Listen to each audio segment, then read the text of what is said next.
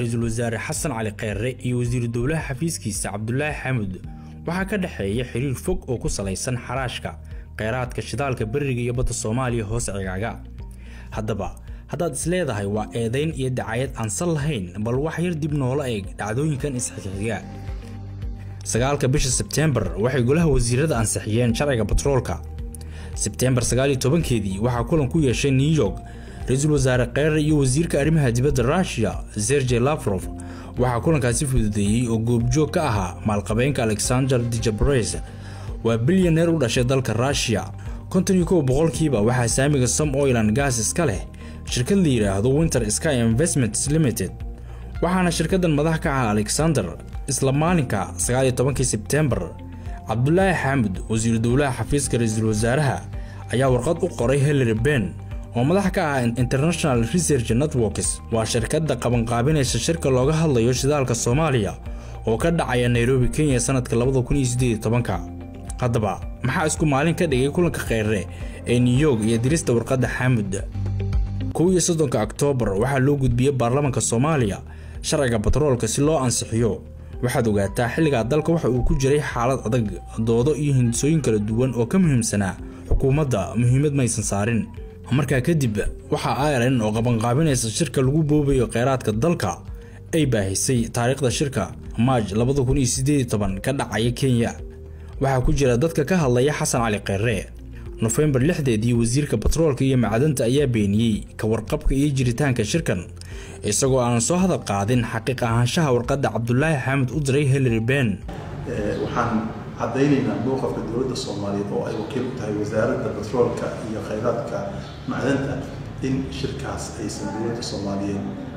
لكلهين قبل قابليسة يو ديارين كيسبب وحن الدون كعدينا الصومالية يو شركات كدنينا خيرات البترول الصومالية إن إلا حد أن لقينا وقت قبل لها شر looga hadlayo batroolka Soomaaliyeed oo lagu soo bandhigayo in lagu kala qaato qandaraasyada shidaalka Soomaaliyeed November 8 shirkadda IRN oo qabanqaabinaysa shirka shidaalka gaaska iyo macdanta ee Soomaaliya ayaa jawaab ka bixisay hadalka ka soo baxay wasiirka batroolka iyo macdanta xukuumadda Soomaaliya horay iyo haddaba waan ku faraxsanahay in 19 September dawladda ka helno warqad taageer ah si aan u bilowno qabanqaabada kulanka ayaa lagu yiri warqadda ay soo saareen shirkadda IRN ayaa qoraalkeedu ku sheegtay in bilo ka hor ay dawladda Soomaaliya ka heshay qoraal rasmi ah oo lagu fasaxay qabanqaabada shirka isla markaana ay xiriir kala duwan oo toos ah ay leeyihiin xukuumadda haddaba aan dib ugu noqono wasiir dowlaha xafiiska ra'iisul wasaaraha Cabdullaahi Xamuud 12 May 2015 waa kan isagoo casho iyo caweys kala qayb galaya shirkadaha Shell iyo Oman Petroleum sawirkan isaga ayaa ku baahiyay bartiisa Twitter-ka Xasan Cali Kheyre ayaa waxa uu ku dadaalayaa in baarlamaanka Soomaaliya laga meel mariyo sharciga batroolka iyo kheyraadka dalka Farah Abdi Hassan seen here at a meeting with Soma in Nairobi in 2014 Farah Abdi Hassan waxa lagu eedeeyay inuu lacag laaluusha ka qaatay Some Oil and Gas isagoo matalaya dawladda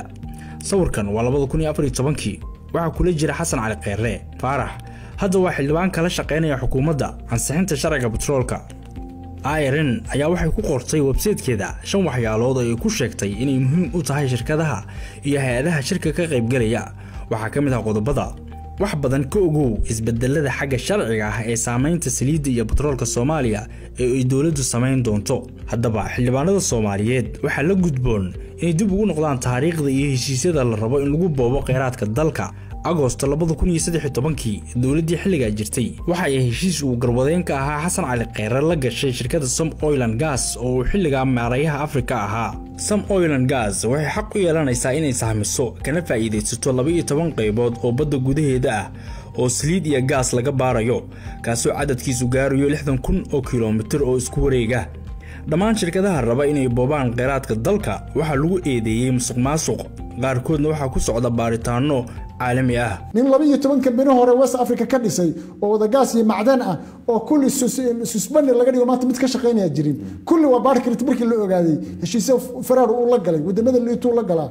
war ninka waxa khidada ku shaqeysanaya ninka war kheyraadkeena ku Amerika ilaa inta ku dhashay Soomaaliya baarlamaanka Soomaaliya la hadlaya moogta